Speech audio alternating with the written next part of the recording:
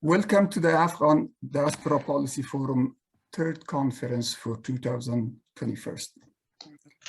My name is Dastagir Sakhizai. I am the host of the Afghan Diaspora Policy Forum and advisor to the Afghan Diaspora Unity Council. I am also a government senior policy analyst in Canada. As you are aware, today's conference is about confronting impunity in Afghanistan. Why impunity? I was asked by one of friends, in possibly some other people also have this question, as things evolve in Afghanistan rather dramatically. They asked me why so many other things and you picked this one. And that was my answer to them that I'm going to say. In the past few decades, horrendous crimes, including war crimes and crimes against humanity, took place. It has impacted political stability, economy, and social construct in Afghanistan. I'm asserting saying this with permission of scholars who are here with us, political scientists, professors Stanek and also Dr. Khalidi, who has written extensively on this issue or situations, political situations in Afghanistan. So it is kind of the no justice, no peace moment in Afghanistan. Those of you who follow events in the United States, you may be familiar with this slogan, which was common in 1986 or 1980s in African Americans community context. This is somehow, I find it like a similar situation with Afghanistan's concept. Unfortunately, no one has been held accountable so far throughout these past few decades, and worse than that, there has been no action taken, no action taken by any institutions, government or non-government, to redress for the situation for survivors of these atrocities and these crimes. And on top of this, I have not witnessed nor I have heard of any meaningful public discourse in this area. Until and unless I believe impunity is dealt with, there will be no peace in absence of justice. So we are fortunate, we are so fortunate to have some of the best international experts and champions in international law and human rights areas with us today that are ready to help us start this long overdue public discourse with the intent and hope of translating this into practical steps towards achieving accountability and the just solution for survivors of this social cancer called impunity. I would like to thank you all who are joining us today. I would like to thank Mr. Dur Ashna, the president of Afghan Diaspora Unity Council, and his leadership team for promoting this event. I also extend my thanks to the honorary president of Afghan Diaspora Unity Council, Dr. Nur Ahmad Khalidi, for joining us.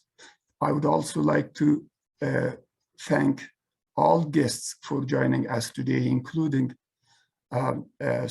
some people that I personally invite. I don't know if Pat has joined us yet, Pat Atkinson. I would also extend my appreciation and thanks to all guests for joining today. I'm going to start with the introduction soon.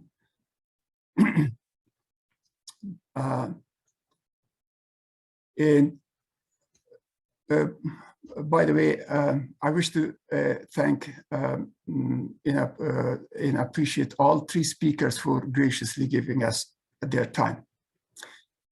Before introducing our guests today, speakers today, I would like to say a few words about this event.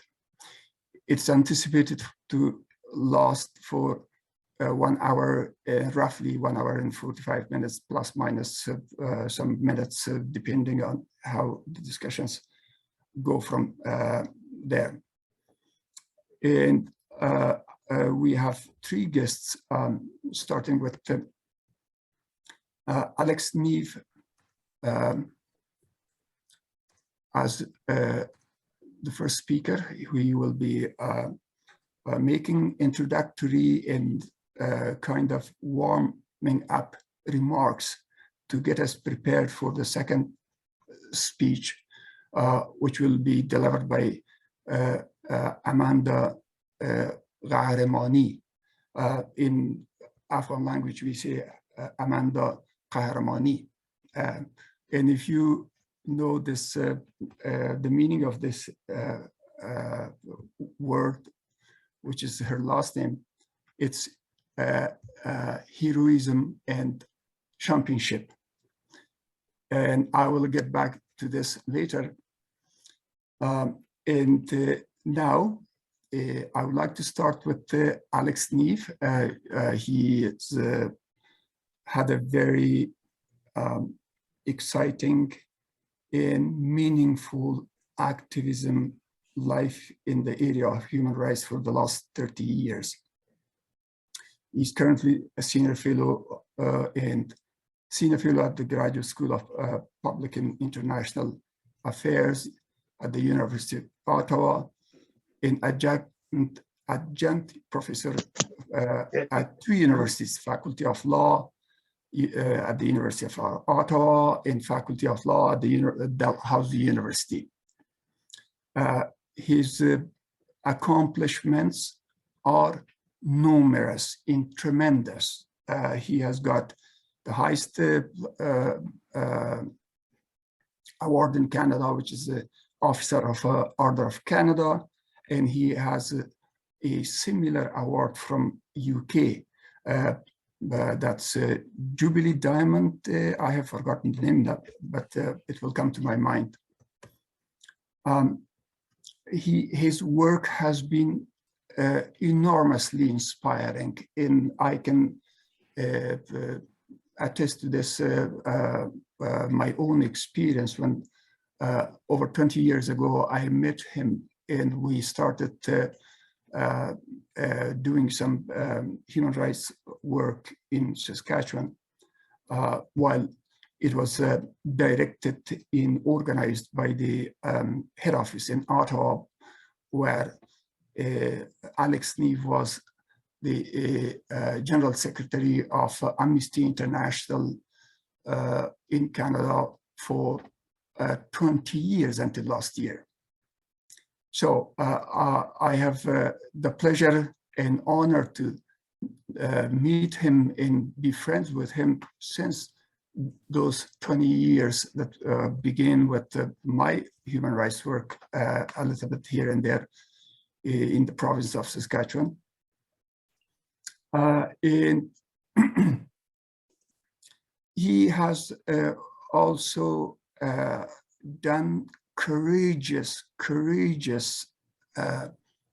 taken courageous actions that at times no ordinary people, even those committed to human rights, to basically even dare to do that. In the examples of advocacy for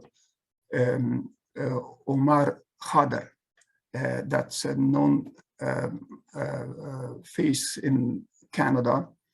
You all know the story. He was a teenager soldier and was captured by the US Army and spent quite a bit of time in Guantanamo. And Alex Neve was the champion, advocating for his unlawful conviction and for his release through the parliament, public speeches, and whatever he could, and finally it paid off. So at this time, I'm delighted to invite you, Alex, to start your remarks. I wish you a very good time, and I will get later, once Alex is done, to introduce a little bit more Amanda Ghahramani. Thank you. Thank you very much, Dastagir. And it's given, as you've noted, that you and I personally go back so many years, it's particularly special to have you be the one who introduces me, because I've always admired your commitment to human rights and have appreciated the work we've been able to do together. I'm also absolutely delighted that I'm the warm-up act for Amanda. That's very special. Amanda and I also go back quite a number of years and have found common cause across a variety of issues. And I think that's absolutely superb to know that her name translates as heroic champion. I think that is very fitting.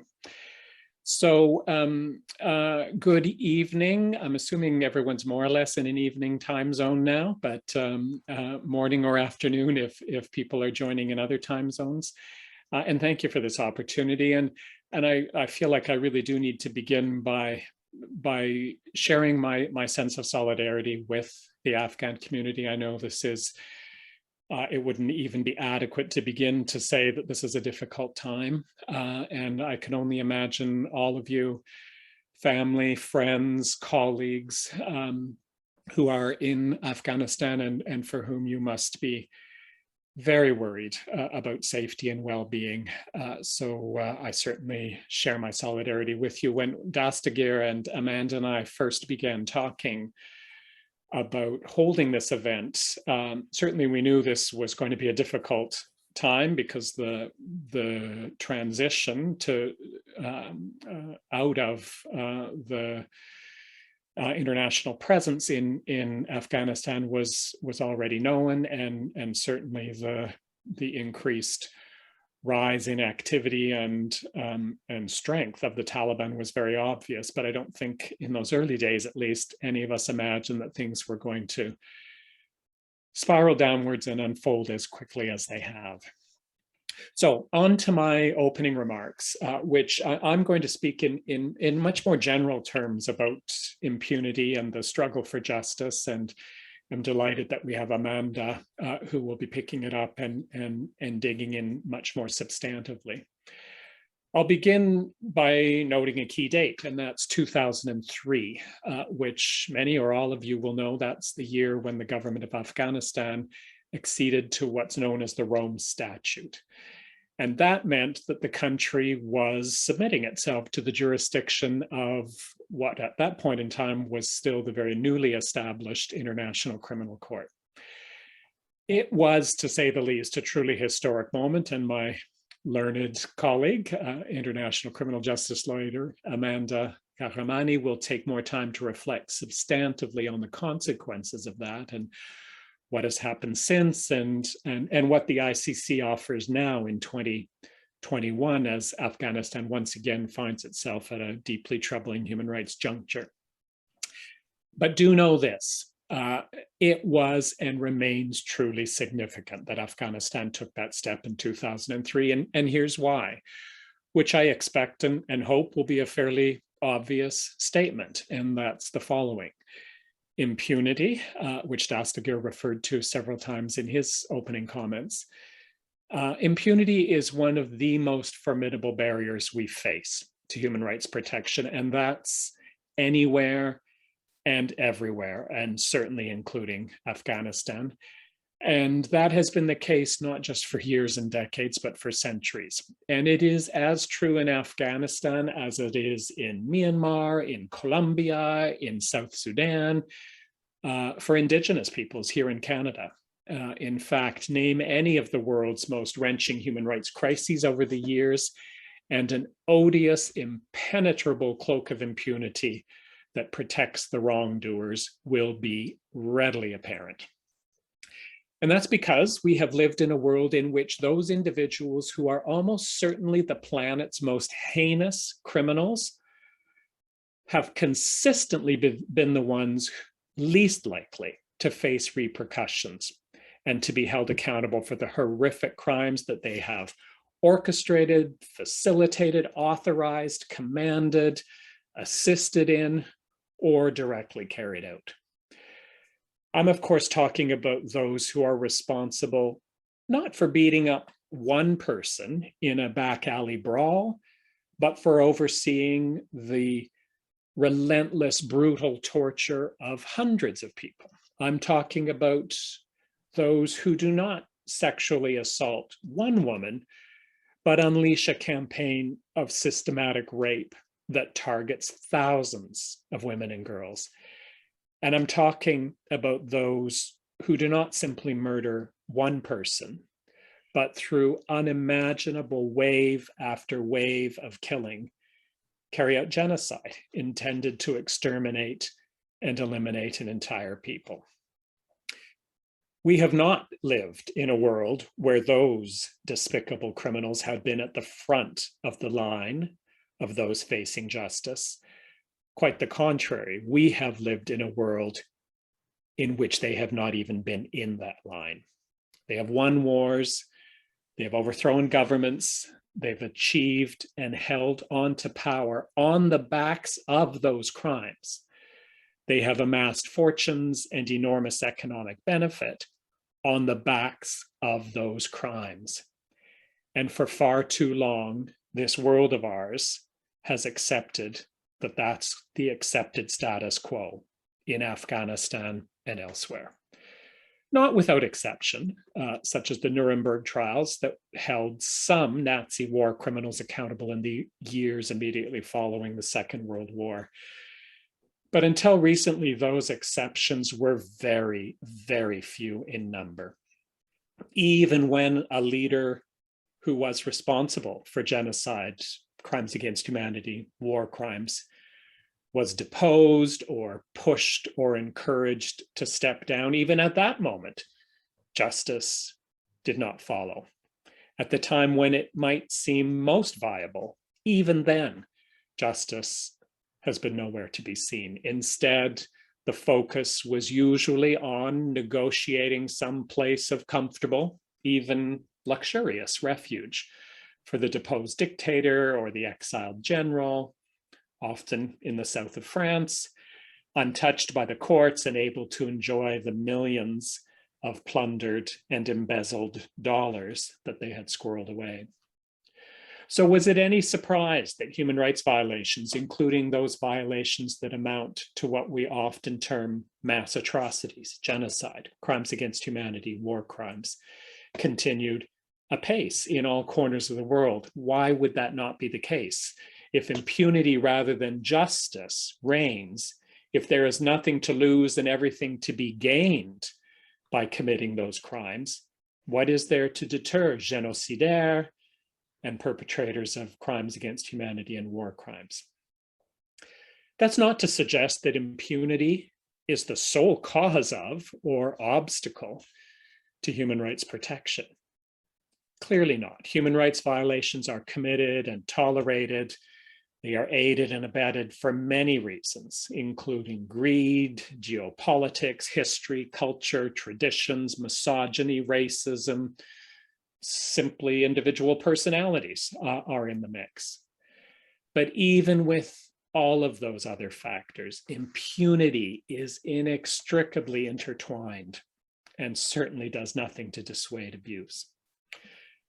As Dastagir noted, I served as Secretary General of Amnesty International between 2000 and 2020, and I was active in a number of different roles within Amnesty for about 15 years before that.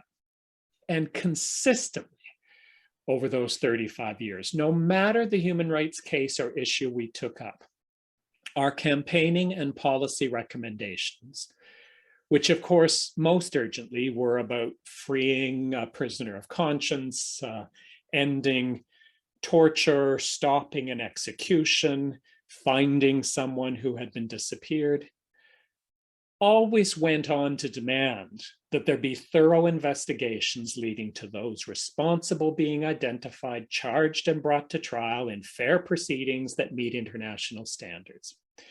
It was a demand for justice in hopes that the violations would not be repeated. And while we did free the prisoner, end the torture, stop the execution, find the disappeared person, did so many, many times, in fact, that latter demand that there be justice for so very, very long remained nothing but an illusion. So often, instead, we heard back the refrain, not now, not yet. We were told that being too strong or too outspoken when it came to delivering justice would stand in the way of achieving peace. That if a war was to be stopped, if a monstrous regime was to be ended, if a murderous president was to be pushed to step down, insistence that the wrongdoers be held accountable would be an impediment to those goals. After all, who would agree to lay down arms or hand over power if they knew they were going to be marched off to a jail cell because of all the harm they had committed? So peace deals regularly included amnesty provisions promising the belligerents that there would be no consequences for their crimes. And arrangements for the departure of a murderous ruler included assurances of safe passage to an undisturbed life in a comfortable villa. An uncompromising stance on justice, we were told, stood in the way of peace. Yet where was the evidence anywhere that selling out justice and reinforcing impunity was in fact delivering peace and serving humanity's interest? At best, it gave peace that did not last. And why would it? Well, Afghanistan knows that history only too well. I wouldn't dare to even begin to explore that history with an audience that knows it much, much better than I, and knows it, of course, firsthand. But just taking these past 4 decades of occupation, of armed conflict, civil war, warlords, Taliban rule, the war on terror, and so many other chapters, there is no denying that one thread that runs throughout that history of widespread human rights violations is impunity. And as Dastagir noted in his comments, and I would certainly agree, that cannot be allowed to stand. The world broadly has taken steps over the past 25 years to finally bring justice and accountability to the fore in the struggle to protecting human rights, and as a pillar, not an obstacle, but as a pillar to achieving peace. That is why the adoption of the Rome Statute in 1998, leading to the establishment of the International Criminal Court, was such a historic breakthrough. That is why Afghanistan's accession to the statute, joining the court in 2003, mattered so very much. But even with those major steps forward, progress has been slow. We must remain focused on that progress, however, and certainly now at such a fraught and fragile time for human rights in Afghanistan, pursuing justice will be more important than ever. And certainly that means pursuing justice through the International Criminal Court. But it is not only about the International Criminal Court. Fundamentally, it is about international justice in the widest and deepest sense. That means that countries, including my own, Canada, need to exercise their domestic powers to bring to justice at national level individuals who are responsible for what are termed crimes under international law, in Afghanistan, and to do so through the principle of universal jurisdiction, meaning that those criminals can and in fact must be prosecuted by the courts of any country. And this is not just about criminal justice. It is about individuals and communities who have experienced and survived grave human rights violations, the families of those who did not survive, being able to pursue redress, including compensation for what they've endured. It's imperative to remember that no matter what, this must be justice that is politically neutral. Think of Afghanistan's many chapters over the past 40 years and the countless perpetrators who have escaped justice. As vital as it is, our focus today can not only lie in an effort to ensure there is justice and accountability for violations committed by the Taliban, past or present. Notably, there's a 19-year history of grave violations between 2002 and 2021 committed by the previous Afghan government, and certainly by US and allied forces in the country over that time. Violations that have gone unaddressed, and victims, survivors, and communities who have never seen justice. That too demands a response. And my last offering is this. It's simple, but it's vital. And that is that it is fundamentally important that the approach taken to achieving justice not be driven and controlled solely by lawyers, bureaucrats, and politicians. It's people, the Afghan people, who must be at the heart of the pursuit and delivery of justice. Easily said, but so easily ignored and overlooked. Thank you. Those are my remarks. Thank you so much for so insightful remarks that you had. And now, before introducing a little bit more, in more detail, Amanda Gharemani, I would like to remind everyone that we will have second, third speakers, and then a discussion period. Where as much as interactive that can get, the better it will be, because there are lots of issues that couldn't be fit in a speech of neither Alex Neve or Amanda Gharemani or our other distinguished guest, Yunus Farman. So keep your questions for that time. And at the end, once the conferences, the discussions are wrapping up, I will be asking Ms. Rahila Siddiqui, who is the Vice President of Afghan Diaspora Unity Council, to have her few words of acknowledgement. And now I'm going to Amanda.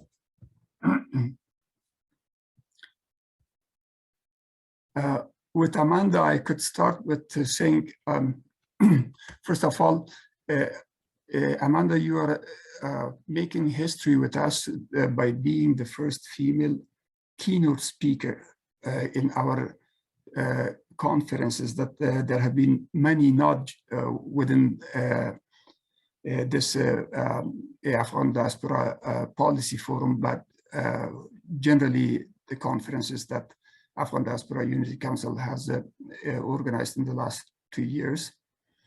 And what I understand and I know about you, you are just like Alex said, you are fitting your last name so well in both ways.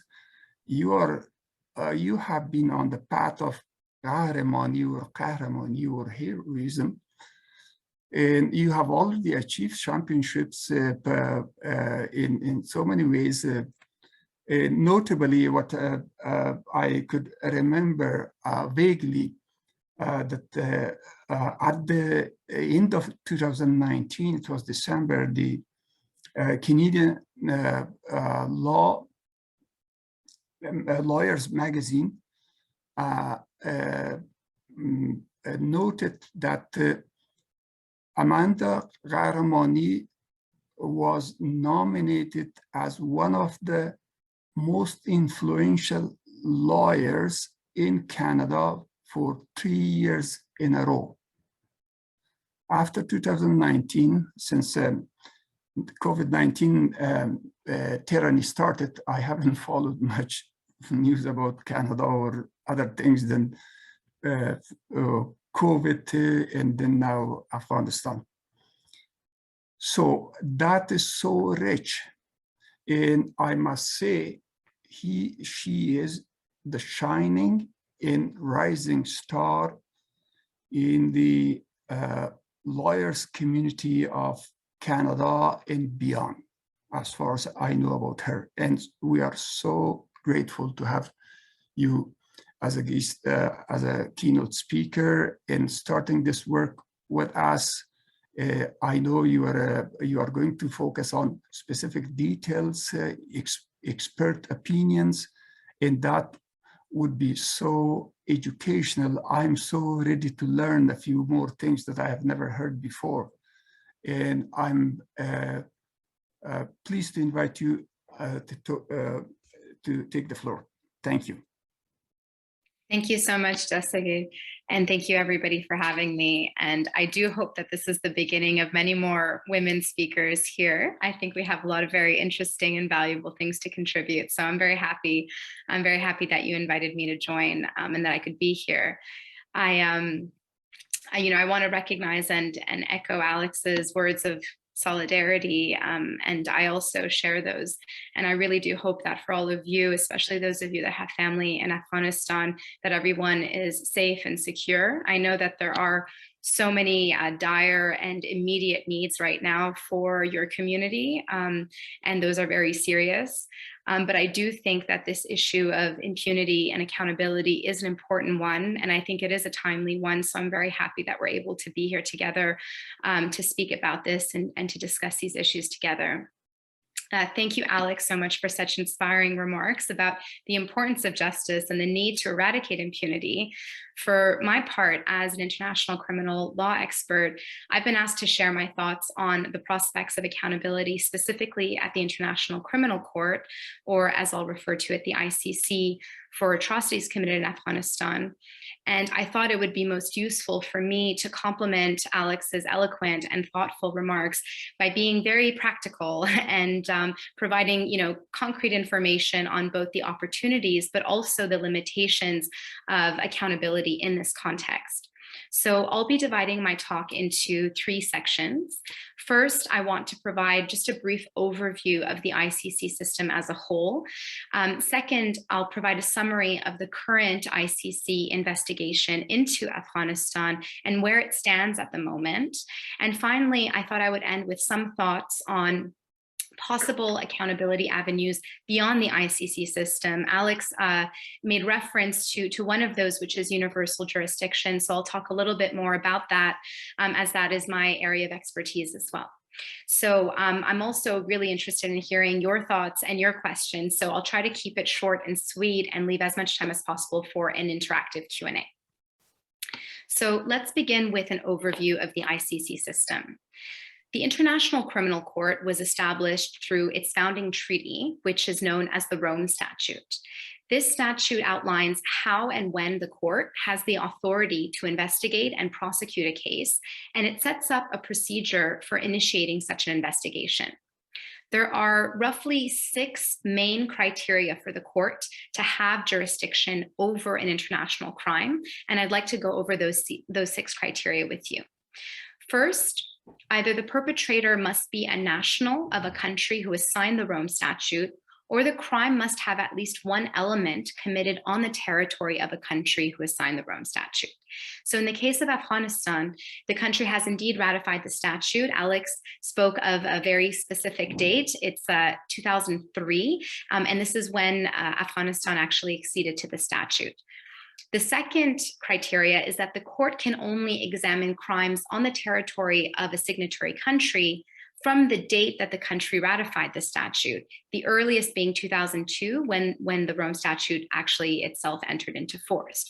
So in Afghanistan, since the 10th of February 2003, which is when the country acceded to the Rome Statute, this is the date that is the beginning of when the court can actually investigate crimes and the corresponding perpetrators for those crimes. So it's from this date forward. And of course, that means that there's a whole host of crimes that are excluded from this, and we'll talk a little bit more about that later. Third, the court can only investigate crimes that fall within the subject matter jurisdiction of the court. So these crimes are genocide, crimes against humanity, war crimes, and aggression. And these crimes are defined very technically and specifically by the court. So for example, even though we might describe an atrocity as a crime against humanity to convey the severity or the devastation of an incident, it doesn't necessarily mean that that incident or that event actually amounts to a crime against humanity in legal terms. Now, in the case of Afghanistan, the court is examining whether war crimes and crimes against humanity have been committed since 2003, and the evidence to date seems to support that such crimes have indeed taken place. Fourth, the court can only initiate an investigation if the state where the crime occurred is unwilling or unable to genuinely investigate or prosecute that crime, or where the state has investigated that crime and decided not to prosecute. And this is known as complementarity. Fifth, the court must ensure that the case is of sufficient gravity to justify an investigation. And finally, sixth, if for any reason an investigation would not serve the interests of justice, the court could refuse to open an investigation. So to summarize, in order to initiate an investigation, the Office of the Prosecutor must make an assessment about whether all of these 6 criteria are met. And the phase in which the prosecutor does this is known as the preliminary examination phase. And so in the case of Afghanistan, the prosecutor opened a preliminary examination in 2006 and concluded this preliminary examination in 2017 with the recommendation to open an investigation, as I'm sure all of you are already aware of. So one thing that stands out here is that this process can take a lot of time. And in fact, Afghanistan's preliminary examination is one of the longest ones in the history of the court, spanning about 11 years. So what has happened to this investigation? As I mentioned, the preliminary examination into Afghanistan was concluded in 2017 with a request for authorization by the prosecutor to open an official investigation. Now, originally, this investigation intended to include crimes against humanity and war crimes committed by 1, the Taliban and affiliated arms groups, 2, the Afghan National Security Council, and 3, members of the US Armed Forces and the CIA. So those were the targeted perpetrators or groups of perpetrators that the investigation aimed to look into. After almost 2 years of assessing the prosecutor's request, the pretrial chamber of the court denied this request in 2019, but the decision was then reversed by the Court of Appeal last year. So this meant that the Office of the Prosecutor could begin an official investigation into alleged crimes committed in Afghanistan by all of the individuals or groups that I mentioned, the Taliban, the Afghan National Forces, and the US Armed Forces and CIA. This decision was, of course, met with a lot of criticism, especially by some US officials, because the US was included in the investigation despite not being a member of the court. But as you'll recall, the requirement is simply that a crime was committed on the territory of a member state. So the court does have the right to investigate and prosecute alleged US perpetrators if they committed those crimes either in Afghanistan or on the territory of another state party. Now, in June 2021, the mandate of the former chief prosecutor, Fatou Bensouda, ended, and her replacement, Karim Khan, began his 9-year mandate. And in September of this year, he actually made an announcement that he would resume the Afghanistan investigation, but he decided to limit the scope of that investigation only to crimes committed by the Taliban and by the Islamic State of Khorasan province. And he decided to deprioritize the other aspects of the investigation. This means that under the new prosecutor, his office will not be investigating the alleged crimes committed by the Afghan National Security Forces or the US Armed Forces and CIA. Now, in my opinion, this is an unfortunate development because it signals to powerful countries that they can commit atrocities with impunity. But that being said, I think the reason that Karim Khan stated that he was limiting the scope of the investigation was because of the fact that the ICC has very limited resources. And in his opinion, as he expressed it, he chose to focus on those crimes and perpetrators that he believed had the best prospect of successfully being prosecuted at the court, given the resource limitations. So now we've all been witnessing some very harrowing details that have been emerging from Afghanistan since the Taliban's return to power. And you may be wondering, what's going to happen next, especially vis-a-vis this investigation? What if the Taliban decide to withdraw from the Rome Statute? A withdrawal only becomes effective 1 year after a country deposits a notice of withdrawal with the United Nations Secretary General. So this means that if there is a withdrawal, if the Taliban do decide to withdraw, it won't impact any of the ongoing proceedings or any of the matters that are already under consideration by the court prior to the date on which the withdrawal becomes effective. So the ICC would still have the authority to investigate and prosecute international crimes from 2003, from February 2003, which is the start date of jurisdiction, until the date at which the withdrawal becomes effective, if that were to happen. Now, given the limitations of the ICC investigation, I would like to offer some thoughts on potential accountability avenues beyond the ICC. One of the areas that I specialize in myself is called universal jurisdiction, as Alex mentioned. And universal jurisdiction simply means that some countries, such as Canada, have domestic legislation that prohibit international crimes, such as war crimes, crimes against humanity, and genocide, and allow for their domestic prosecution, even if these crimes occurred outside of the country's territory.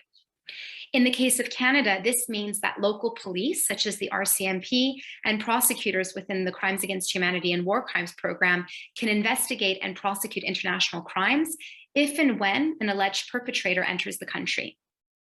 Now, every country that has universal jurisdiction has its own laws and its own criteria on how this law can apply.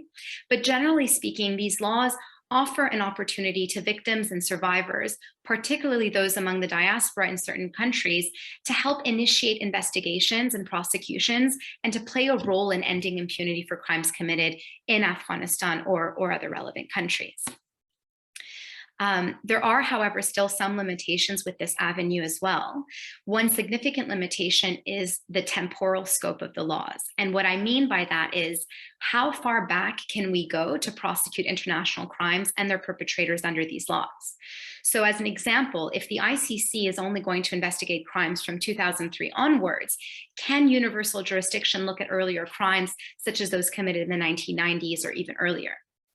The law around this is quite complex, so I will simplify it as best as I can without losing too much nuance. But the answer is that it really does depend on the crime itself and on the law established in each country that has universal jurisdiction.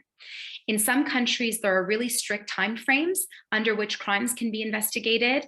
In other countries, such as Canada, war crimes, crimes against humanity, and genocide can be prosecuted if they were considered crimes according to international law at the time they were committed. So if we look at genocide, this has been an international crime since at least the 1951 UN Genocide Convention entered into force, and therefore Canadian authorities can investigate and prosecute allegations of genocide from that date onward.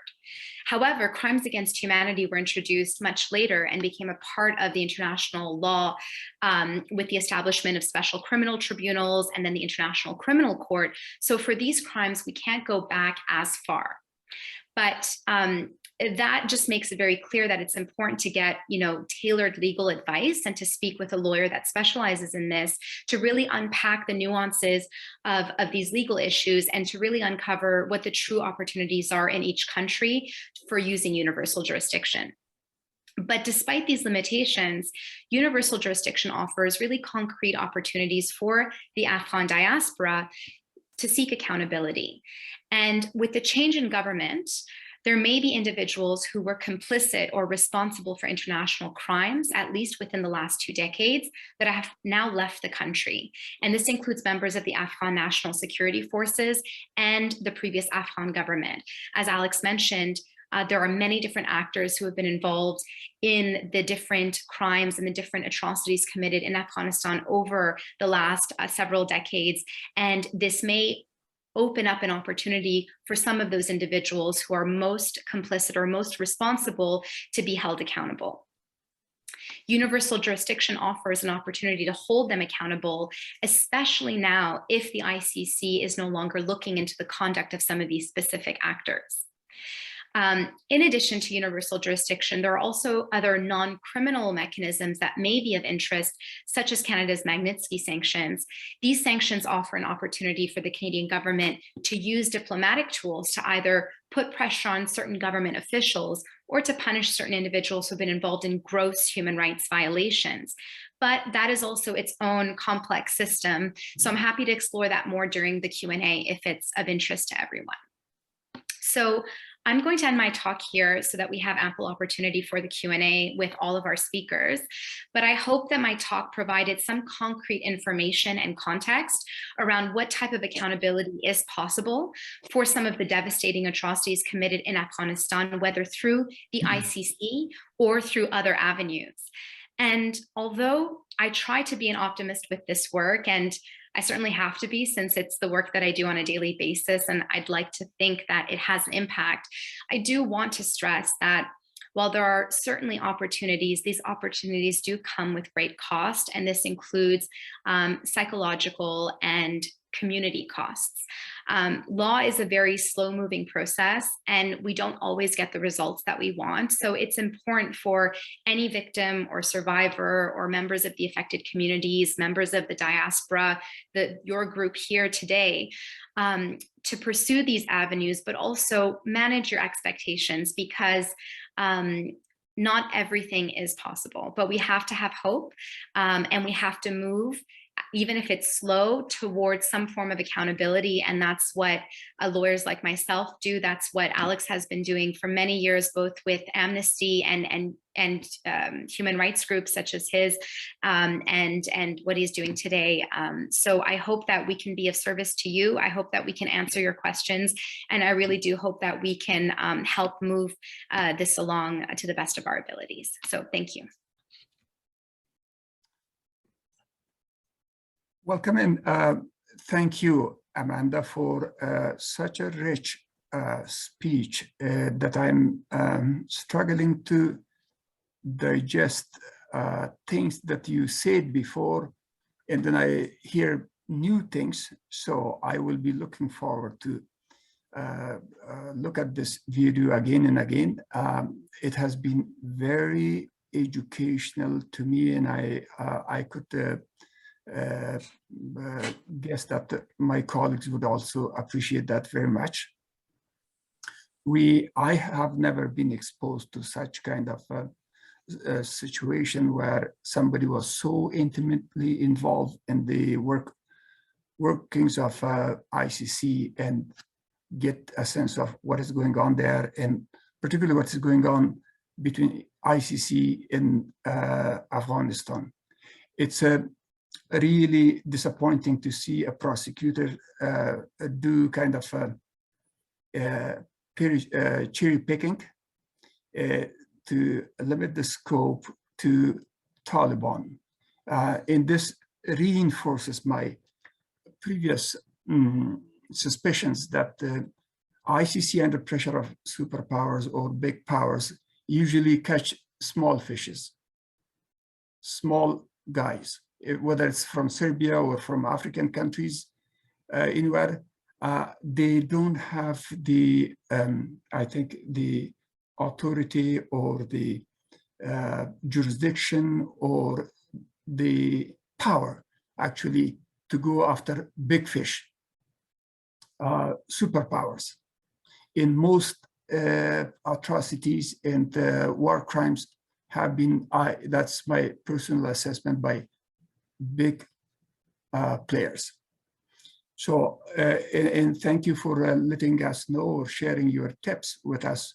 How can we go around this and do something to go after those who did the most damage to Afghan society? Thank you. We'll get back to you for questions in a few minutes. And now I'm pleased to invite Yunus Farman, who is the Vice President of the Afghan Lawyers Association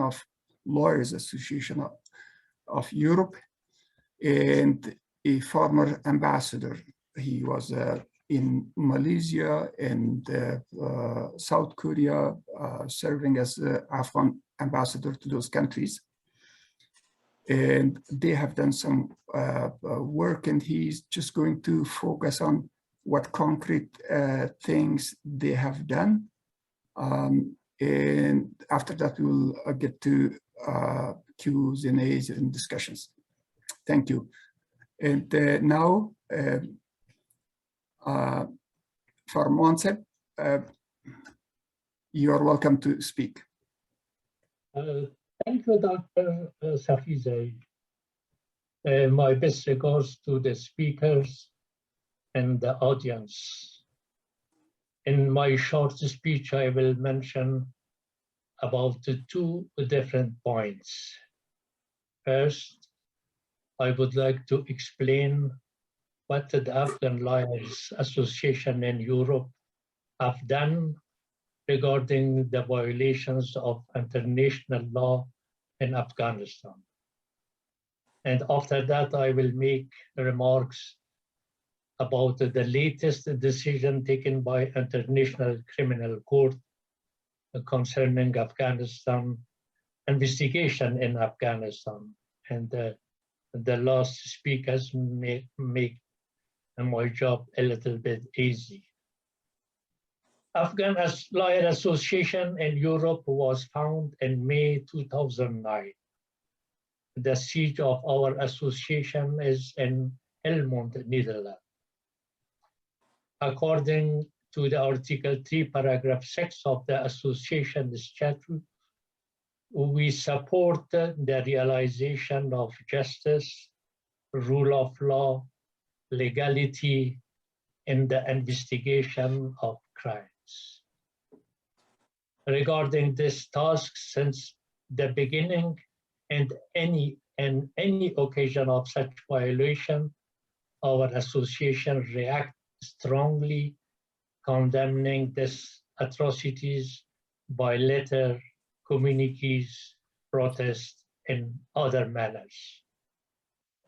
To mention an example, we sent a letter to ICC, International Criminal Court, dated June 2021, and we received the court answer in July this year. I will simply mention some paragraph of our letter addressed to ICC, and I quote it. For many years, Afghanistan has turned into a land of horrific war crime and crimes against humanity. In the current situation, our homeland is targeted by a new round of these ferocious crimes. The perpetrators of these horrific crimes committed during the last 2 decades are known and identified. The law enforcement agencies and the juridical system of Afghanistan are not able to prosecute and sue the powerful individuals within the system. And the Leadership Council of Afghan Lawyers Association in Europe approach all human rights defenders and request in such circumstances where entire Afghanistan and all brotherly and equal ethnic group and the followers of all religious faith are being targeted by the bloody crimes against humanity it is necessary that the disclosure in prosecution of the criminals is propounded as a common human national cause to prevent the conspiracies aiming and giving ethnic and lingual dimension to the human rights tragedy. We ourselves must value our own blood, and this Saturday send a public malediction to the ruthless murder and demand their trial as a common and just for human causes. Our letter was co-signed by 25 other associations and human rights organizations. And if you like to have a look of the entire version of this letter and other activities of our association, you could refer to the homepage of the Afghan Lawyers Association in Europe. As I mentioned before, now I will make remarks about the recent decisions of ICC concerning Afghanistan. First, the answer of ICC to our letter. I quote, "As you may know, pursuant to the preliminary examination of the situation in Afghanistan, the prosecutor concluded that the statutory criteria established by the Rome Statute for the opening of an investigation were met. On 20th November 2017, the prosecutor requested authorization from the pre-trial chamber to open an investigation into the situation in Afghanistan. Such authorization was subsequently granted on appeal on 5th March 2020, and the investigation commenced immediately thereafter.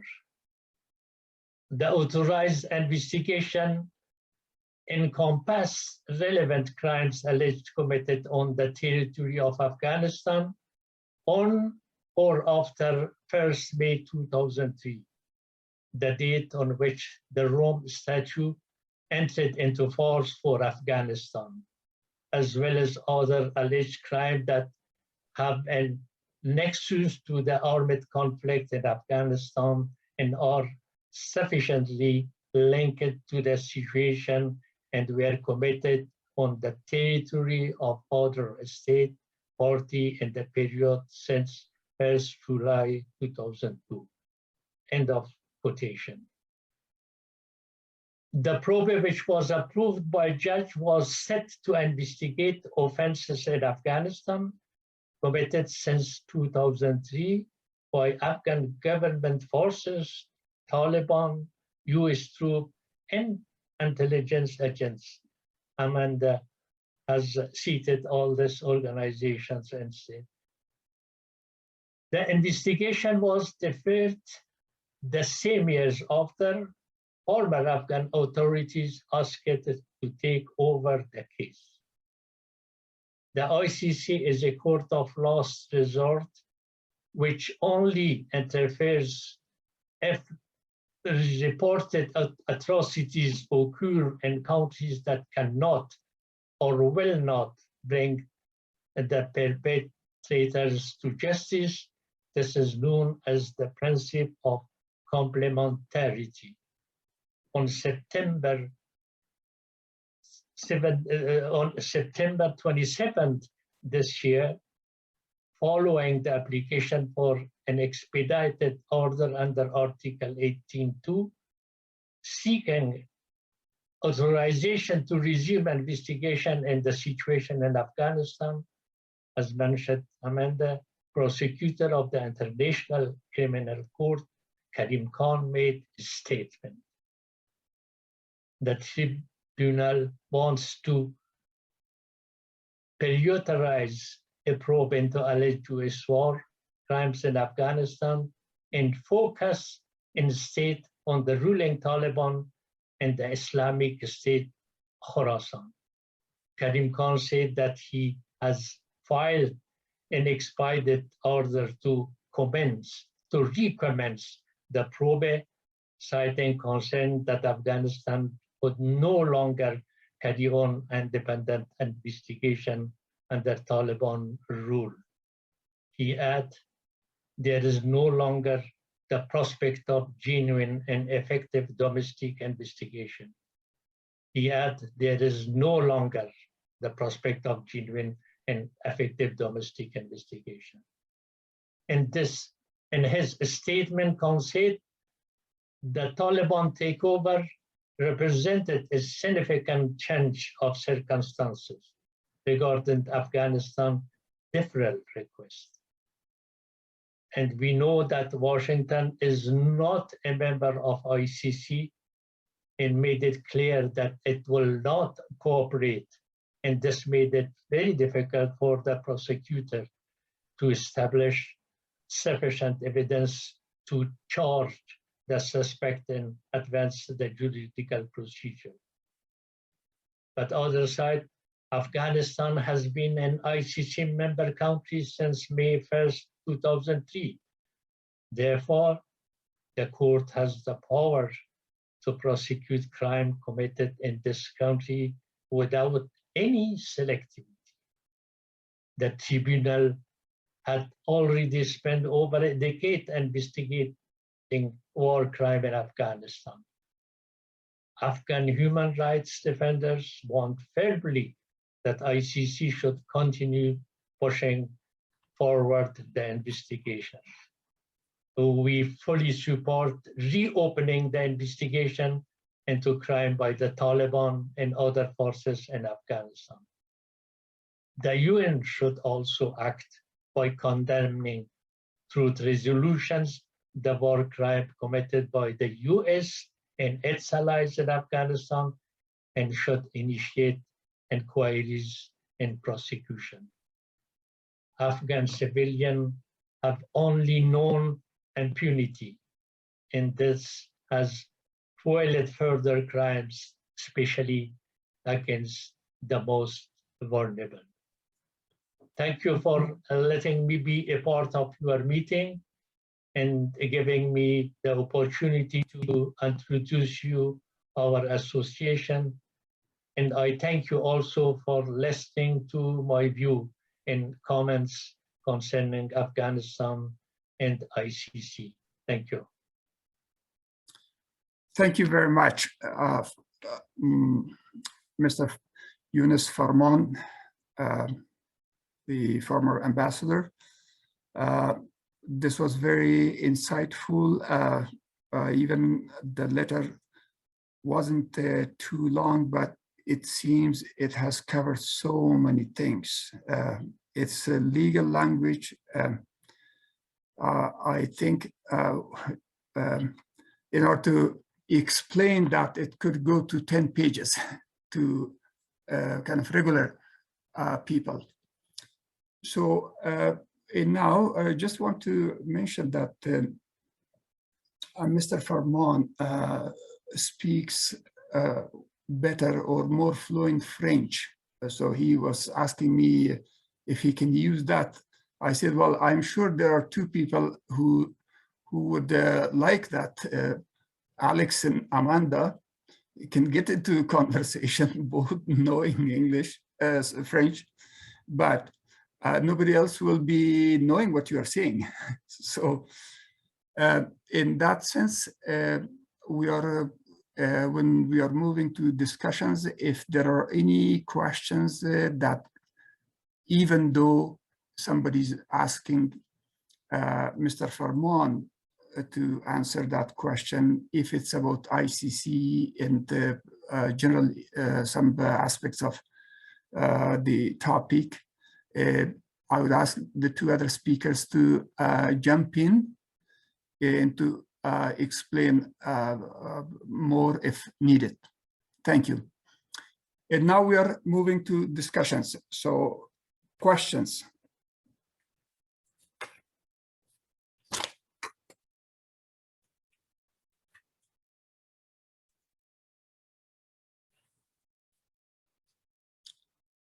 So I see there's Azimi.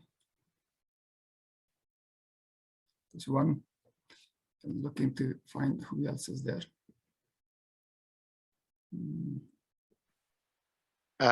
Hi, a very good evening to everyone, and thank you for your time. And don't want to say too much, but you guys all made my evening. I must say it was a very historical evening. I learned quite a lot.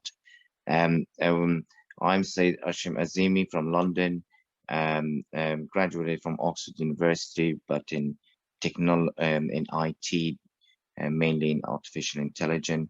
But I'm a student at this stage of ICC to find my way. But current of my research shows 3 countries it comes under war crime when it comes to Afghanistan case. In particular, if we see the situation of current Taliban's takeover, if we see there's enough evidence by quite a number of remarkable journalists, as well as Julian Assange, I must say, a document release which we potentially could get hold of such. So I think my question will remain, since this Taliban takeover, is it right to say if we add Pakistan and Saudi Arabia in inventing the Al-Qaeda with connecting of Taliban as it is, so then it's a war crime continues, like a number of other members mentioned, to even leads to Khorasan and other different terrorism organizations. So if is it right to say to add other 2 countries in this, and I do have the energy to go as far as it takes. Thank you.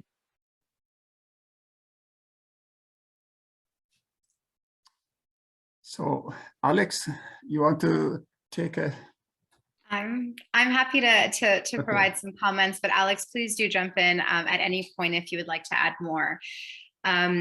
So I think, if I understood your question correctly, is whether through the fact that the ICC is looking at the Islamic State of Khorasan, can we bring in other countries who are perhaps supporting them as potential perpetrators that can be included in the war crime allegations? And although technically it may be possible, what I'd like to remind all of you is that the scope of the initial investigation into Afghanistan was originally much broader, and there were people, or there were groups such as the United States Armed Forces and the CIA, who are not members of the court, but had conducted activities that can be deemed potential war crimes, such as torture and other things that occurred in Afghanistan or in other countries that are members of the court.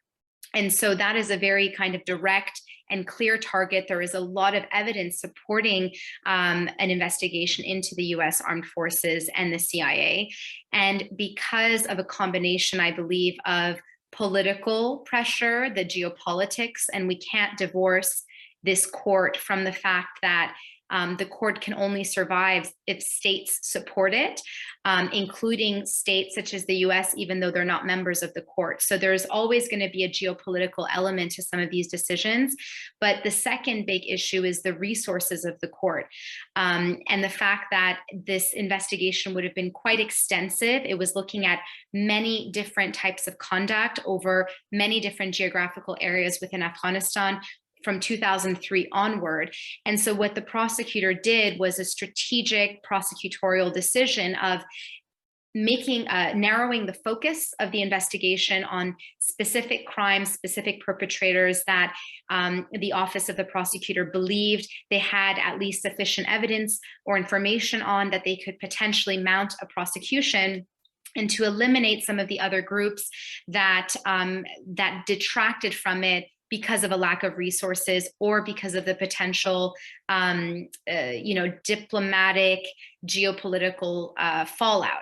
So keeping that in mind in terms of the history of the Afghanistan case, I think it's very unlikely that the court and that the prosecutor is going to try to use the Islamic State as a pathway to hold other countries or governments accountable in what is going on in Afghanistan. So that's my sense, just assessing the situation. But I think the important thing to think of right now is that the official investigation is now going to start. So the preliminary examination at the court is simply a phase where the prosecutor determines whether the court even has the authority to act.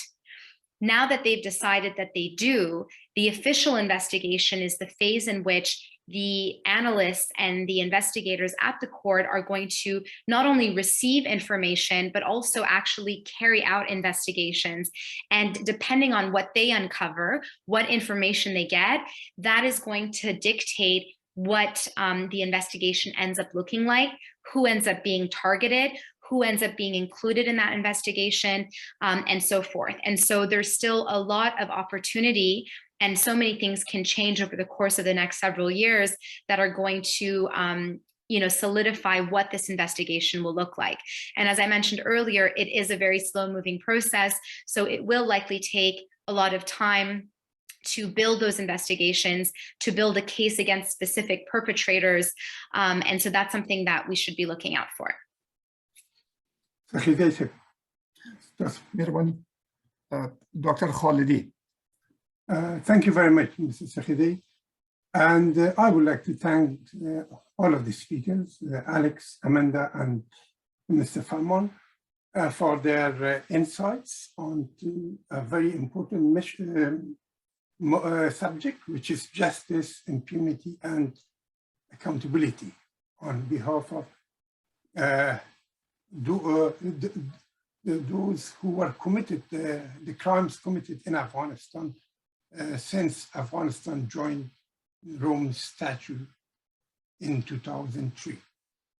Now, it is unfortunate that the ICC prosecutor excluded other perpetrators, but only left the scope of investigation to Taliban and ISIS. Otherwise, recently, if you have remembered, maybe followed news media in Australia, the Australian Defence Force acknowledged the atrocities committed by certain Australian force officers in Afghanistan, killing innocent civilians, and also, if you remember, there was this court case in the United States where the perpetrator was actually condemned and convicted and was serving jail. However, he was pardoned by Donald Trump. So unfortunately, the court is not opening those issues from now. However, coming to Taliban and ISIS, if you remember recently, just a week ago, the Minister for Interior of the Taliban government held a meeting with the families of the suicide, those who committed suicide missions in Afghanistan. And those suicide missions, I am just limiting it to civilian targets, which is a crime, which is a heinous crime. And a lot of children and men and women and innocent people were killed during those suicide missions. He was officially, openly, in a public meeting, was,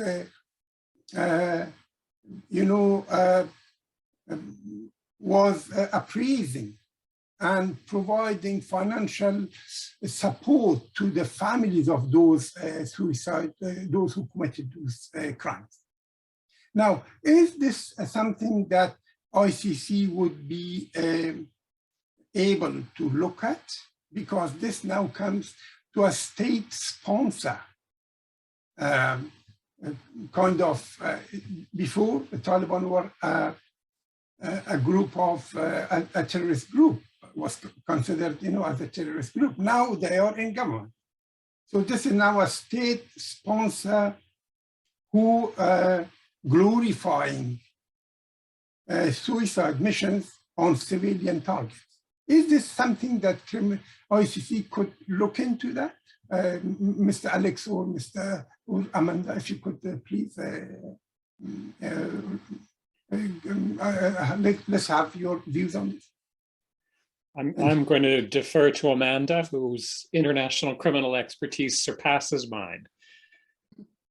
Thank you, Alex. So I think it's important to remember that there are specific crimes that are able to be investigated at the court. As I mentioned, there's war crimes, crimes against humanity, which are the most relevant in this case, and other crimes. And so the issue here is that when the prosecution investigates, they're going to look at whether those crimes were committed and whether the conduct that you've described, so for example, the suicide missions, whether those fall within the definition of those crimes. So as an example, a crime against humanity, there needs to be a widespread or systematic attack against a civilian population. And so if these suicide bombings happened as part of that attack and the legal criteria are fulfilled, then it can certainly fall within the scope of what the ICC is evaluating. A war crime, it has to happen with a connection to an armed conflict. So if there is an ongoing armed conflict, which there has been in Afghanistan, and that these are connected to that, then it may qualify. But the second piece that's important to keep in mind is when we're looking at the specific perpetrators, is whether we can link the perpetrator specifically to that incident or that event that qualifies as a crime. And this is what we call linkage evidence. And that's where a lot of these cases can sometimes fail or succeed, because there may be a lot of news reports, a lot of information about specific events that might amount to crimes, but there's less information available about who directed them, who supported them, who allowed, what kind of command structure existed where those things were allowed to happen. And so depending on who these suicide bombers were, whether they were actual members of government or members of the Taliban, or depending on their role, depending on what that structure looks like, it can or cannot be linked back to either the Taliban or to someone that is being investigated by the court. In this case, it looks like there may be some evidence here or some information publicly available that there was some support by the Taliban for this conduct. And so this is the type of evidence that the court, that the prosecutor's office is going to look at. And the type of evidence that they generally look at, they look at documentary evidence. So if there's any documents, official documents about who's in charge, who's directed people to do what. They look at open source information, so what's been reported in the media, what's available online, but they also look at testimonial evidence, and this is the most weighted evidence, which is the testimony of witnesses, people who were victims or survivors, and very importantly, insider witnesses. So people who may have been involved in some capacity and have insider information, and then share that information with the prosecutor's office. So in order for this to somehow qualify or be relevant for the court, they're going to have to investigate it. They're going to have to make sure that the incidents are linked to a specific crime, that the perpetrators are linked to a specific perpetrator that is part of this crime, and they need to find the right documentary or witness testimony evidence to be able to prove it in court. So those are the pieces that are important here. And if you or anybody that you know has information or is aware of evidence, then you should certainly link up to some civil society groups such as the one that Mr. Farman mentioned. And there are many groups that work from within the Afghan diaspora themselves, they're Afghan lawyers that are submitting information to the court, and they can use that information and submit that to the court so that the court can see it and try to examine it. The one thing I may add is it will be important with respect to the the incident that you're referring to, Dr. Khalidi, this notion of Taliban leaders glorifying suicide bombing, to perhaps maybe look at it going forward more than going back. And what I mean there is, if it becomes clear that that incident, and maybe there will be other times where Taliban leaders glorify a terrorist attack, that starts to become a pattern which makes it clear that the Taliban is encouraging, is promoting, and thus indirectly is controlling and authorizing those kinds of attacks. So even if the kind of evidence that Amanda's talking about may not be strongly established today, to say that for that incident, the Taliban glorifying it after the fact provides, as she's indicated, that kind of linkage evidence that's necessary, it may start to become part of a pattern going forward for future crimes. Thank you.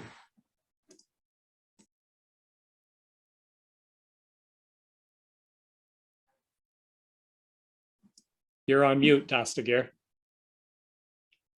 Your microphone is mute. I see Professor Stonize would like to raise a question.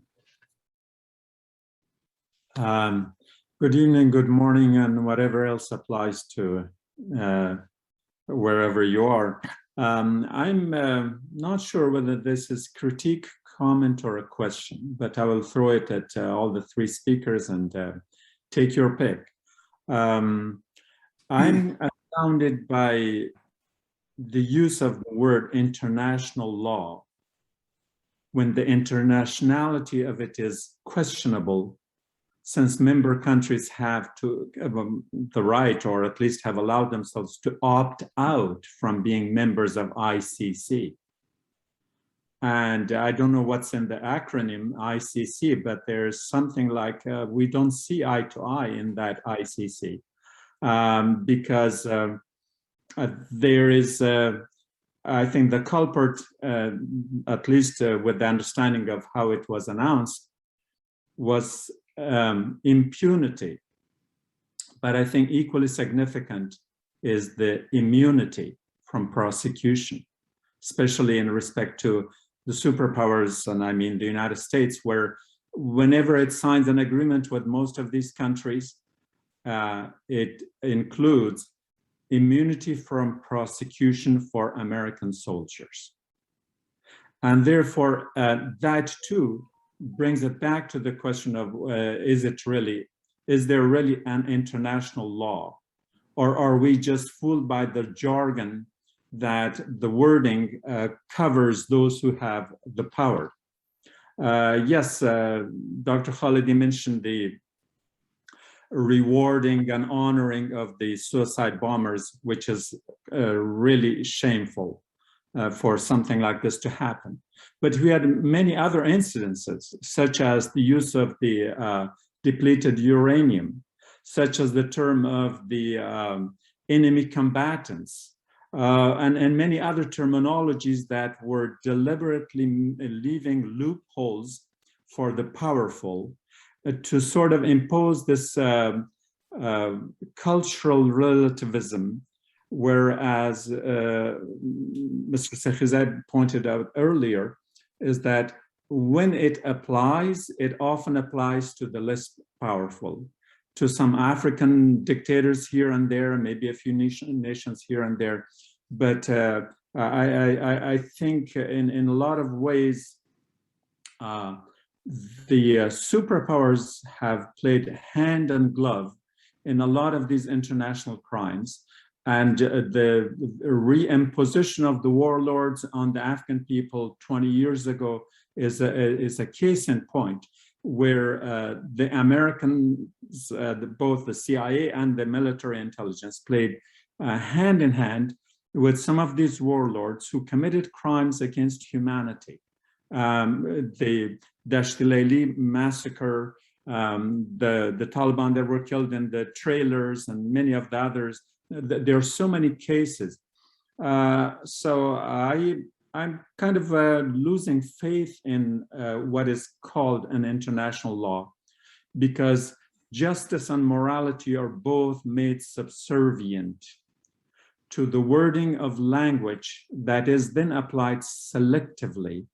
So long as there is the element of selectivity in it, and that the most powerful can get away with it, then the cultural of relativity that is applied in the context of international law, I don't know if I should call it shameful, but I certainly cannot say any word that would make me proud of people living in the 21st century with high level of intelligence, knowledge, legal and otherwise, where we still do not live in one world, where we still have created loopholes by creating different levels of the applicability of law selectively. If we use it in the context of, let's say, civil law, if I am required to, if I have to pay let's say, speeding ticket on, on a traffic violation, but only if I have signed a certain law or made certain agreement or made a certain commitment, okay, otherwise I'm immune to it. How much of that would be a law? So I would like to see your comments on the critique I presented. Thank you.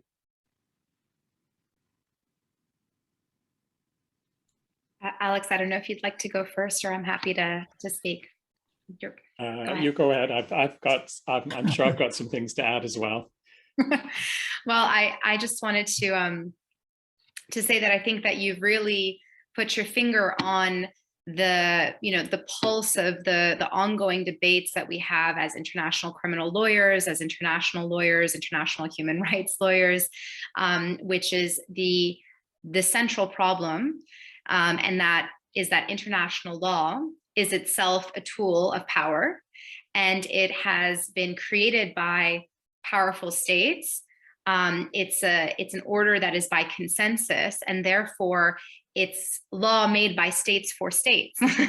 So we are working within a very limited sphere, and we have, over the last several decades, seen the expansion of international law to offer rights to individuals, and standing for individuals to actually seek some form of redress in international forums. But at the end of the day, a lot of the structures in place are really consensus-based. And that's something that we can't really escape.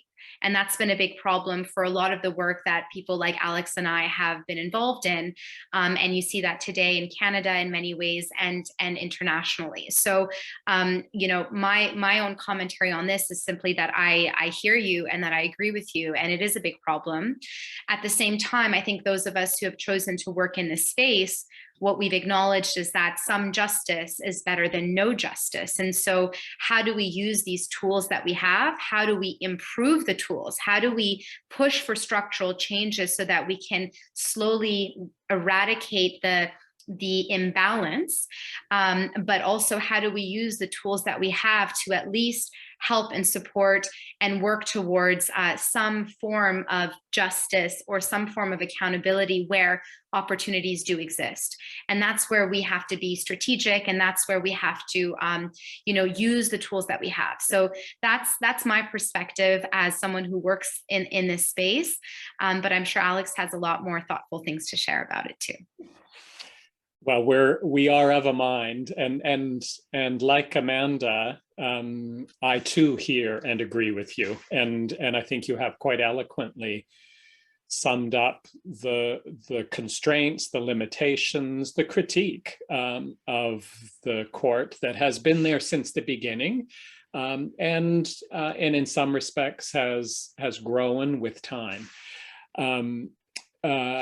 I guess I too hold on to optimism more than pessimism here, in that, because I have been working in this space for so long, I think back to even 1996, 1997, the notion that we would even get states to agree to establish the International Criminal Court was a fanciful dream.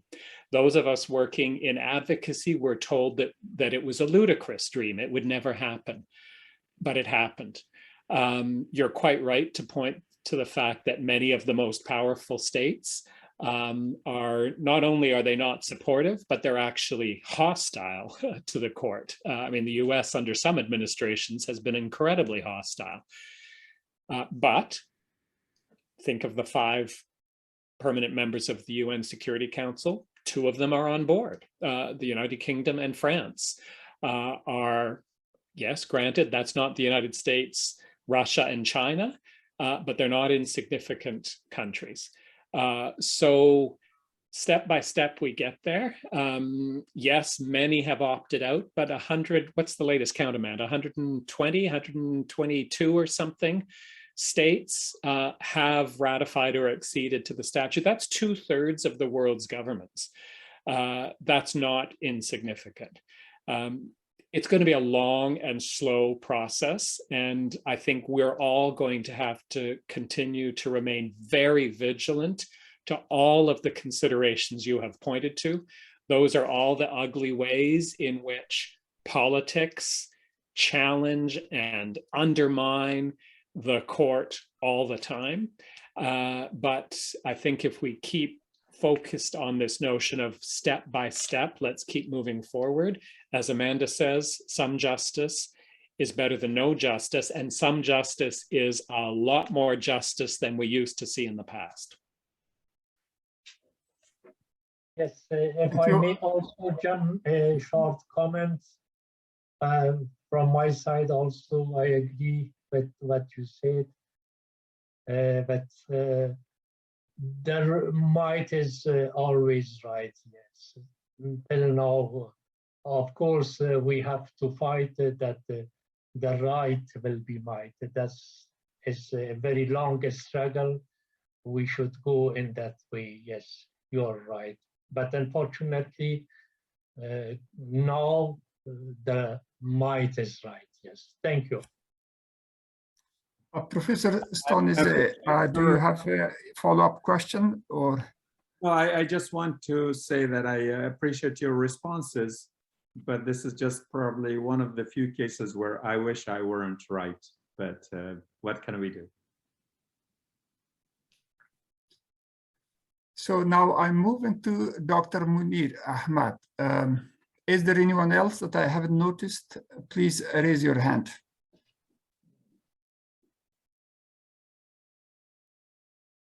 Dr. Munir. Hi, everyone. I'm very happy and delighted. Actually, not happy. I'm beside being happy. I'm proud that among the keynote speakers, distinguished lawyers are from my town and from university where I work. And I'm very happy to meet them face to face for the first time. And I'm not a lawyer, but I just want to put the question in a very simple way. Assuming that the ICC, through its mechanisms, managed to get to trial and convict some criminals from Afghanistan, and we will be happy to celebrate the victory that justice has been served. And at that time, let's look at the situation from a different angle. A foreign actor, through military force, came to Afghanistan, bombed some villagers, made some night raids, killed children and women, and massacred wedding parties. Peasants have been deprived of their livelihood. They have to flee with anger, with feeling of rage, with intention to revenge. And another neighboring international actor came and sheltered them, trained them, used their anger and their sympathies and antipathies, armed them, sent them back to Afghanistan, and they committed the atrocities that they have been convicted of. Do you think that people in Afghanistan will have, or at least the Afghan diaspora, will have the feeling that the justice has been served? Because the masterminds of these criminal activities, or the activities which led to these crimes, has not been addressed. What will be the opinion of the ICC experts on the feeling of that justice has been served in these particular cases, referring to situation in Afghanistan? This is one question. And the second matter is that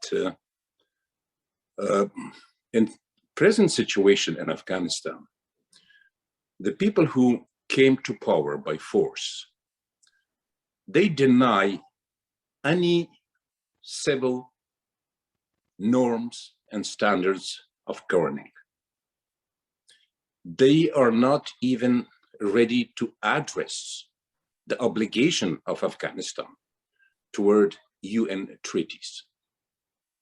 They are not considering any standards of international law, any paramount elements of human rights, which are accepted by all countries. They are not even ready to look at them. And they don't give a damn what is the human rights or what the international standards are. They even announced, their foreign minister announced in Moscow that they have their own Islamic rules and they will judge any international treaty or any international standard or any proposal by any country according to their own judgment. And the funny thing is that these rules are not written and we cannot refer to it, we cannot predict it. And it's a real puzzle, and I'm not sure how much effectivity or effectiveness will the decision of an ICC will have on Afghanistan, and how much leverage it will have on the process of preventing the crimes that will not happen in the future in Afghanistan. Even now, we are getting evidence that people are beheaded, women are killed, and also the ex-employees of security forces of Afghanistan have been sought, and they have been, their houses have been raided, they disappear, and their bodies are scattered all over, dead, beheaded. And the issue is that the decision of ICC in present situation will not have enough teeth to address the present situation in Afghanistan. My point in this argument is that you will be looking at the matter of law and principle, but we are hungry now. We want food now. We can't wait till tomorrow. The situation in Afghanistan, it requires to be addressed urgently, immediately. And for this matter, this is, I don't think it's in the scope of the activity of ICC. It should go beyond that to United Nations Security Council. Thank you. Let me just say a few things, and then I know Amanda will have some more thoughtful comments. I think, again, like our previous question, in every way you've expressed very important, legitimate considerations about the limitations of this effort. Firstly, with respect to how how possible will it be for the International Criminal Court to go behind the curtains and address the responsibility? Although you didn't name them, I'm assuming you were talking about the government of Pakistan. There's kind of legal dimensions to that. I'm sure Amanda has some thing to offer on, but a lot of the same challenges we were talking about earlier in terms of the geopolitics affecting the court, the bandwidth and resources they have will be very much in play there. But I think your second question is incredibly important, Munir. And I think what I would really want to say is, no matter how much Amanda and I and Ambassador Farman may be champions of the important role of the ICC, I think I can speak for all of us in saying we would never suggest that it's close to the entire solution, even remotely close to the entire solution. The challenges that we face in sort of in building respect for human rights in Afghanistan require action on so many fronts from so many different institutions, including, as you point out, the UN Security Council. And it would be a fallacy for any of us to suggest that we should hang all or even a significant portion of those hopes on the International Criminal Court's front door in The Hague. It's part of the solution, and certainly the fact that in Afghanistan for decades, justice was never addressed is a huge part of why the problems are so grave and serious now. But all of those other dimensions need continued action as well. And with respect to your concern about, will the Taliban, will this even have teeth with the Taliban? I think it is notable that, if we did get to the end of these investigations and there was a conviction or 2 or 3 or 10 convictions of including Taliban officials, that is different than the kinds of things we usually see internationally of, a resolution that gets passed by a UN body, etc. It's a court ruling. Now, that doesn't mean that the court gets to walk into Kabul and put handcuffs on those who have been convicted. It's still a huge challenge to carry out that verdict, but it is a very different kind of outcome than we usually see with international bodies. Certainly, those individuals would be limited in their ability to travel, for instance, to travel to countries that might carry out the arrest warrant and ensure that the convicted person is taken into custody. So it does force those who are convicted to kind of sit up and listen in ways that they might not ordinarily do. Anyway, Amanda, Ambassador Farman, over to you. I feel like, Alex, you very thoroughly and very, very eloquently addressed this. I feel the exact same way. The only thing that I will just re-emphasize, which Alex made the point of, is that justice is so much more than just criminal accountability. And this is the work that we do.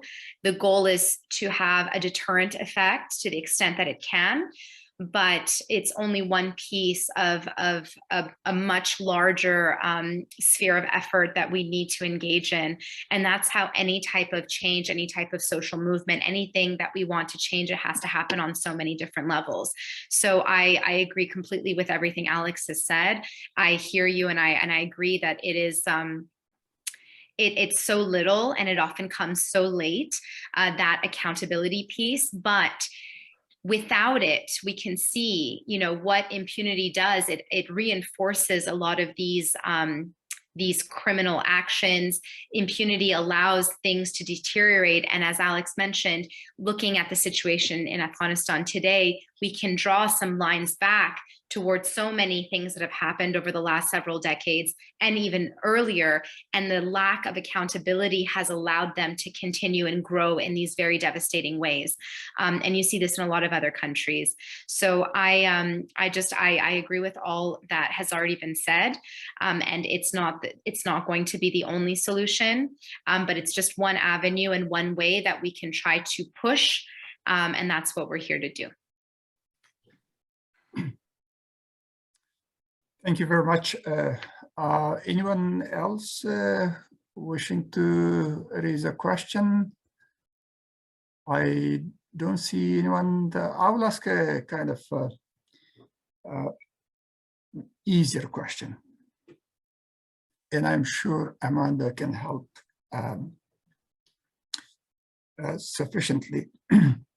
What kind of tools and methods we can use to influence the prosecutor of ICC, who has now chosen a limited scope, to convince them that the reality requires urgently this to change?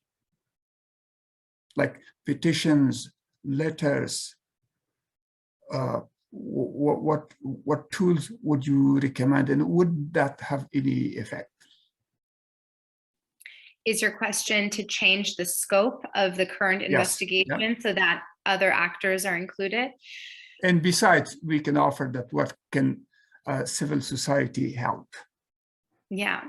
So I think, I mean, the first important thing to keep in mind is that the prosecutor is meant to conduct the work independently of influence. To what extent that actually happens, I don't know, but that is the goal, that they're independently assessing information, evidence, assessing the gravity of situations, and building a theory of a case that they think that they can build, that they can prosecute. So I think that the strongest tool is to document evidence of crimes, and obviously there are certain ways in which to do this appropriately, and there are many groups that are working on this, but to document evidence of crimes, especially if there are ongoing crimes by other perpetrators. This doesn't, it's not as applicable to the US forces who are now out, but documenting those crimes, submitting that information to the prosecutor, so that the prosecutor's office can make an informed decision on what meets the different criteria and the thresholds to be able to actually investigate. One of the tools, as I mentioned earlier, is the preliminary examination. That is civil society groups can submit submissions called Article 15 submissions. I don't want to get too technical, but they can submit information and ask the prosecutor to open a preliminary examination. The issue with Afghanistan is that the preliminary examination has already happened, and the prosecutor already knows that a lot of these crimes, that there is evidence of these crimes, that these crimes do fit the criteria of the statute. So all of this information is already there. So the decision that's been made to narrow the focus of the investigation is a purely kind of strategic one, and it's dependent on the resources of the court. If the resources of the court change, if the court gets more financial funding, more resources to actually expand the scope, then perhaps the prosecutor may make a different decision down the line.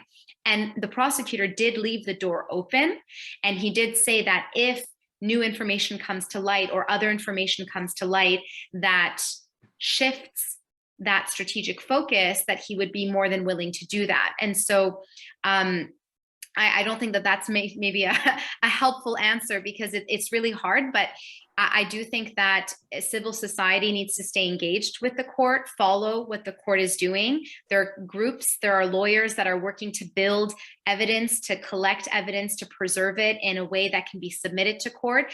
And if there's anyone within civil society, within the diaspora, that has any relevant information, they should connect with those groups and support those efforts so that it's done in an appropriate way. So that's my answer, but please do add more, Alex or Ambassador Farman.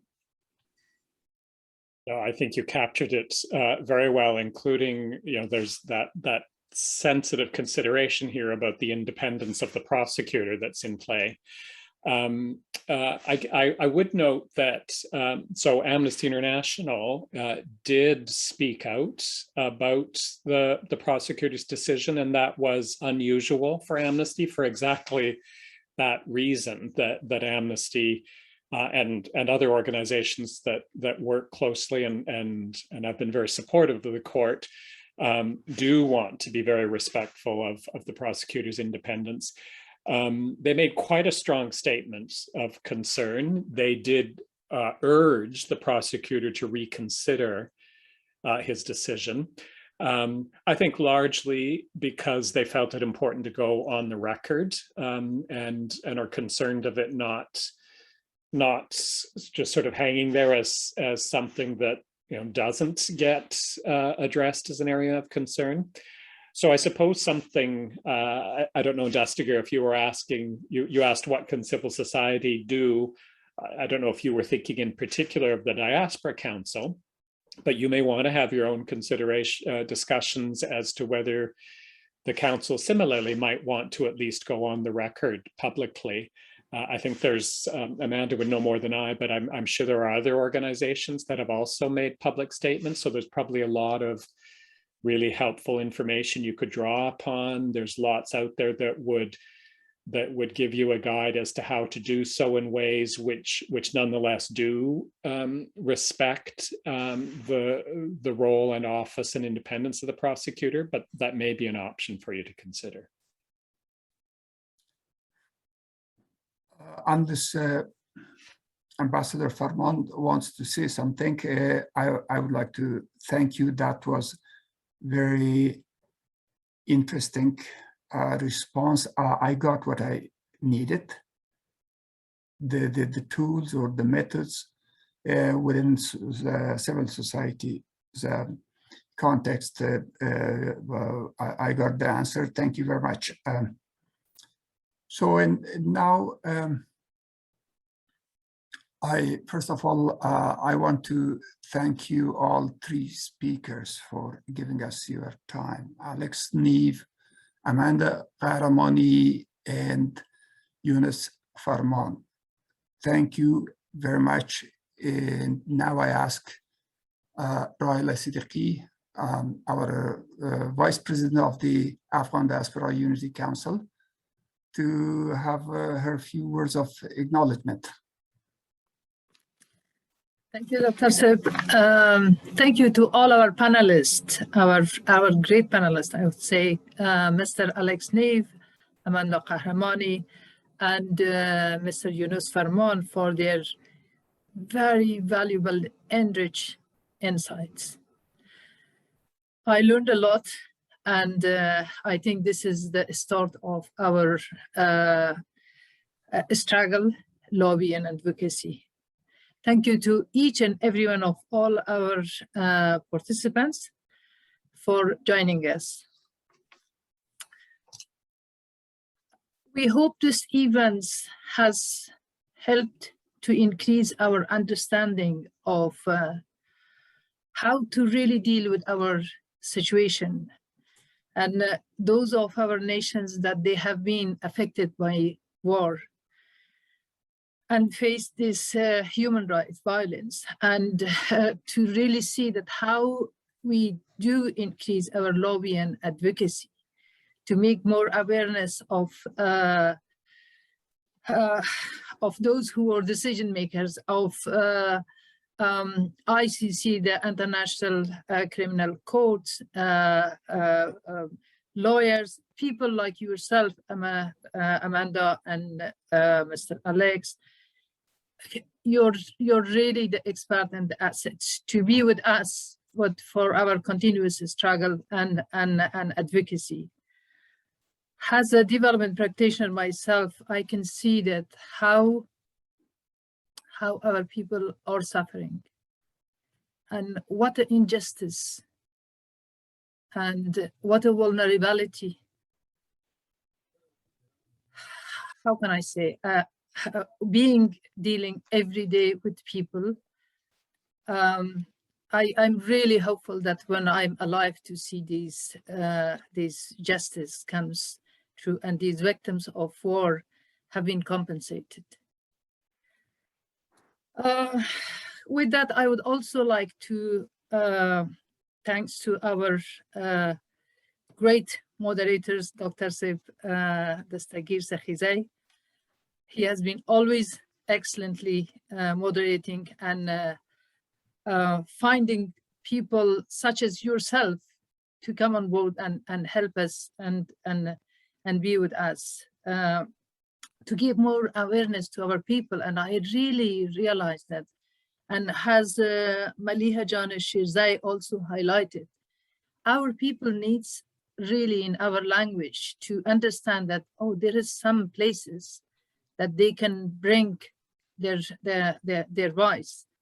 And I'm really thinking that we should be more connected to give more recall. I have so many recalls from the civil societies angles, that so that the criminal code can examine and see that, okay, what are these cases and how these people have been brutally beheaded in different places of Afghanistan. I would also like to extend my thanks to our former chair, Dr. Saif Khalidi, and to our present chair, Mr. Dur Mohammad Ashna, for all your continuous and collective effort to bring to some sense of diaspora thoughts and aspirations to be shared through these different platforms around the world. I think the role of diaspora could be very, hopefully, valuable and effective to continue this lobby and advocacy. But once again, thank you to all of you for joining us. Thank you. Thank you, Ms. Siddiqui. And now in closing, first of all, I want to acknowledge and appreciate the offer Alex and Amanda made, that I heard myself, that they are in solidarity with us. And it implies to me that you wouldn't mind continuing supporting us and helping us in this particular area of struggle. With that, once again, I express my gratitude, deepest gratitude, to all of the speakers, as well as everyone else from the participants who graciously took part here and active part here, that made this discussion in this event incredible good one. Thank you very much, and wish you good evening, good night to those who are late, like in Europe and the UK, and good day to those who are in Australia. Thank you very much, and I adjourn the meeting today.